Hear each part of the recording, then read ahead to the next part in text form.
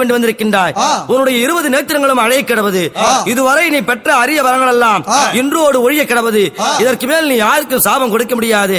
அப்படி என்று அவருக்கு சாபத்தை கொடுத்தார். அவர் பெற்ற வரங்களை எல்லாம் பறித்து விட்டார் எம்பெருமான் நாராயணன். ஐயா, இதோடு என்னை விட்டுவிடுங்கள். 2 கண்களோடு பிழைத்துக் கொள்கின்றேன். நான் செய்தது தவறுதான். என்னுடைய அகந்தை அழிந்தது. தூர்வாசகன் என்னுடைய கர்வமாகப்பட்டது ஒழிந்தது.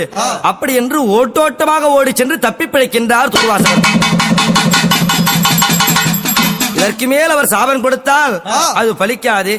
ஆனால் அவர் இதுவரை கொடுத்த சாபமாகப்பட்டது எப்படி பலிக்கின்றது?